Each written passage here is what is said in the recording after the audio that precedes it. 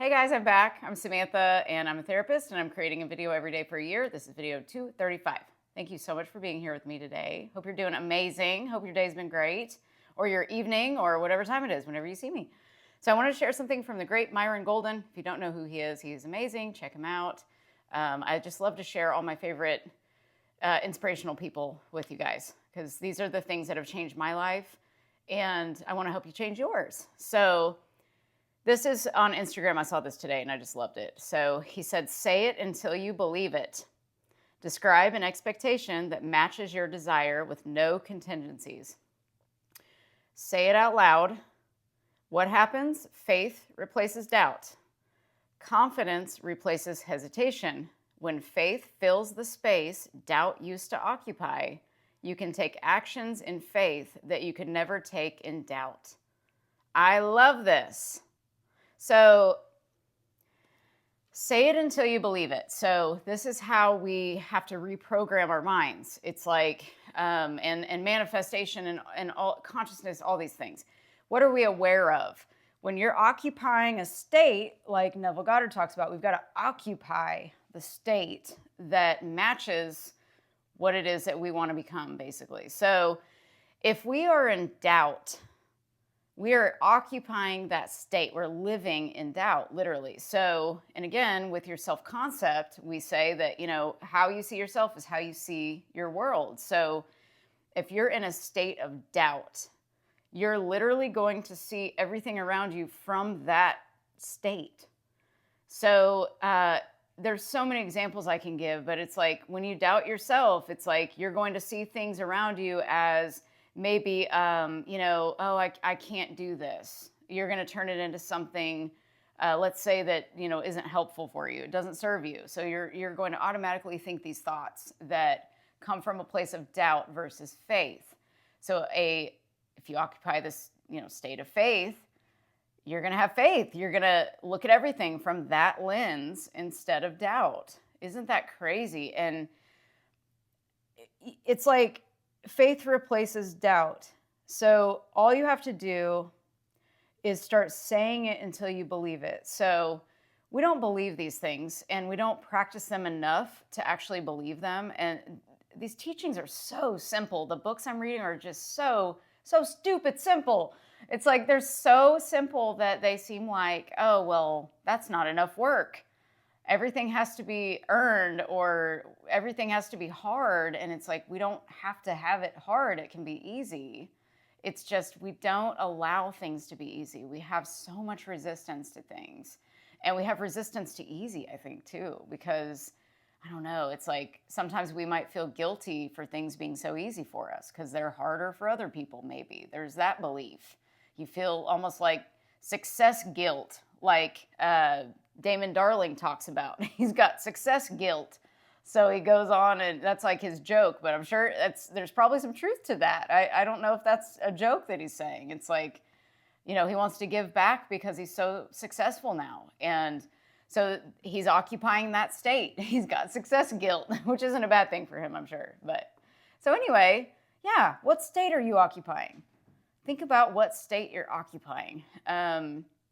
I had a little client today, and they said, when I'm going to school, I've asked about like, what are your thought patterns? What do you tell yourself during the day? And they said, well, before I go to school and as I'm walking in, I say, don't be annoying today. Don't annoy anyone. And I jumped on that real quick. You know me, I jumped on that real quick and we changed that up a little bit. But that's that inner gangster that is trying to steal your happiness. And it's a lie. And we examined, where did that even come from? It didn't come from her. It came from the sibling, So it's like there's always these weird beliefs that are implanted into us. We don't even know that they're taking root.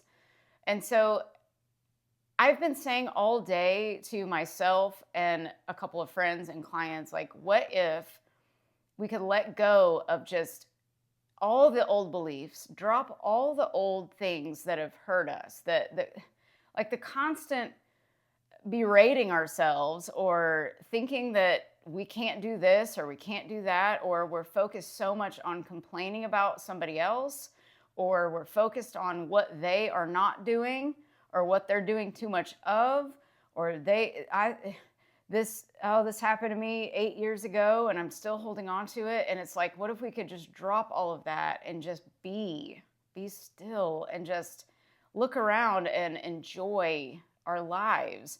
And yesterday, of course, I talked about my eyes and, eyesight and how I really don't ever want to go blind. I was just thinking about that. I used that in a session today too, about how everything seems so big until it doesn't, until there's something that happens that's even bigger, like blindness.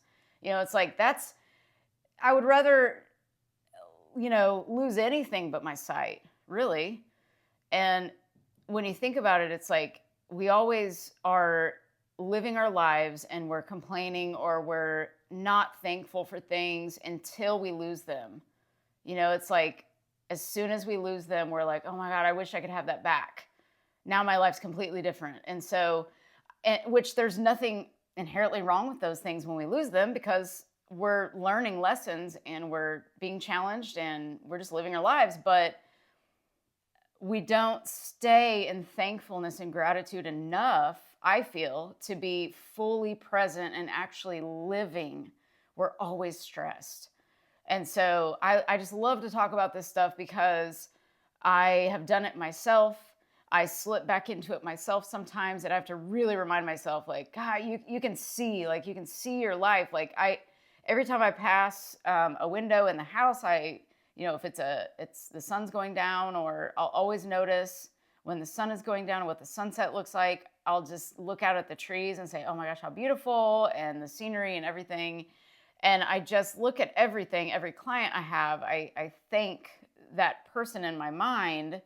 And the fact that I'm able to work from home and I have so much freedom and I work so hard for where I am today. And you just praise yourself for everything that you've done in your life.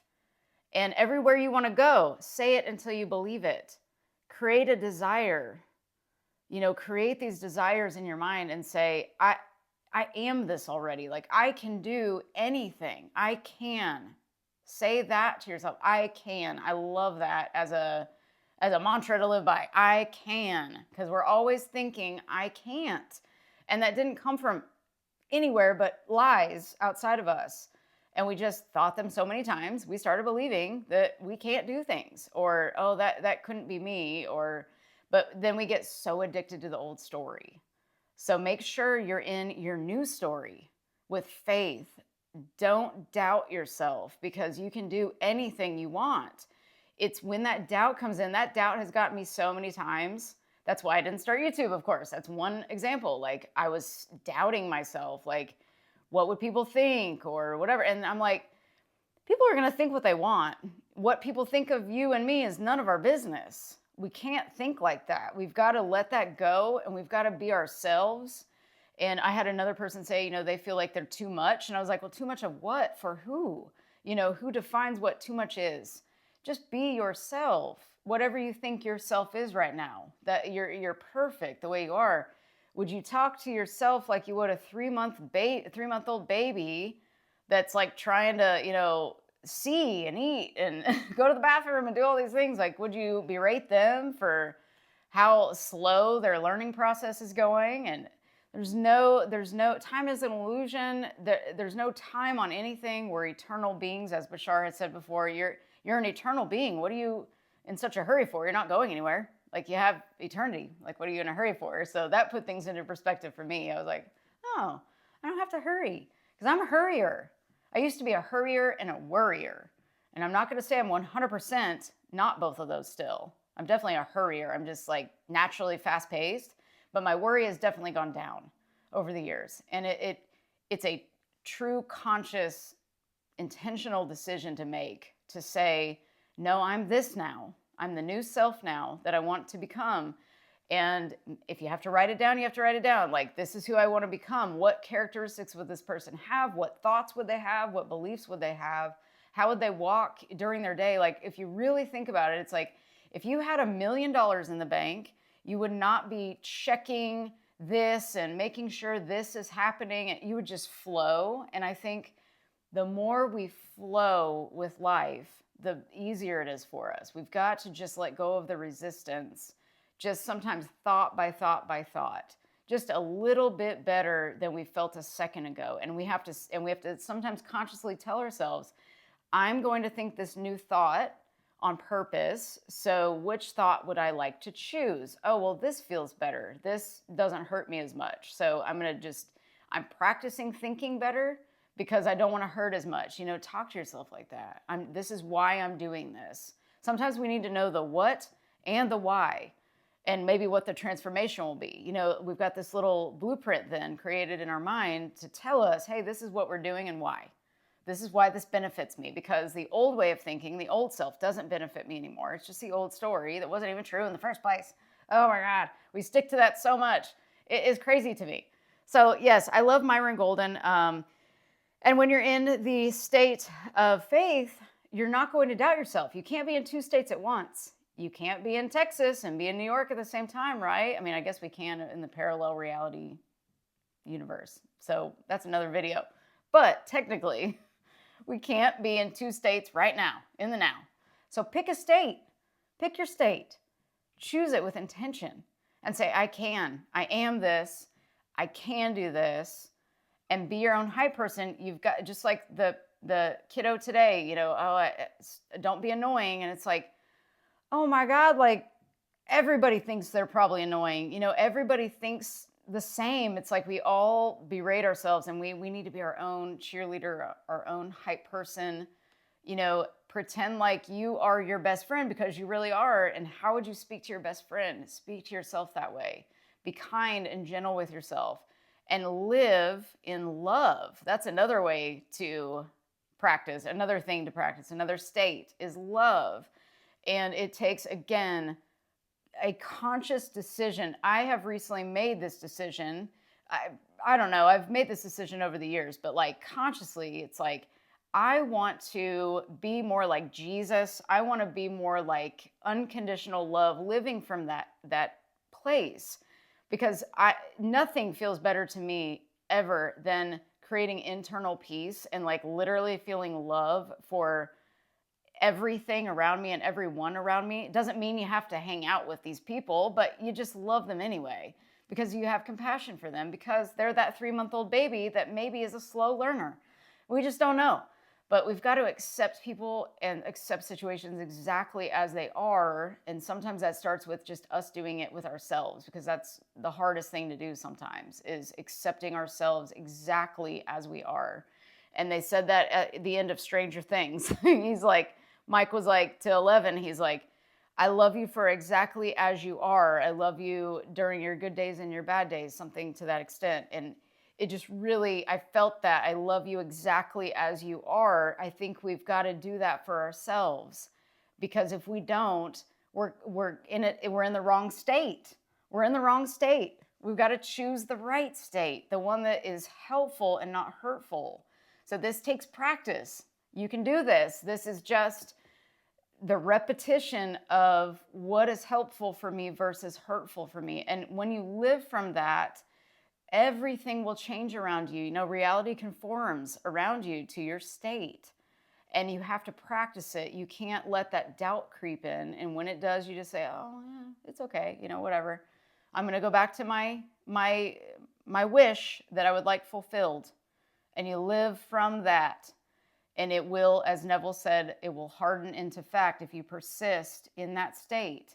It can't help but do that, but the doubt creeps in. So watch that inner gangster that's coming in with that doubt. He's like holding this little sign or whatever, saying, here's your doubt. Like, you don't have to take that sign.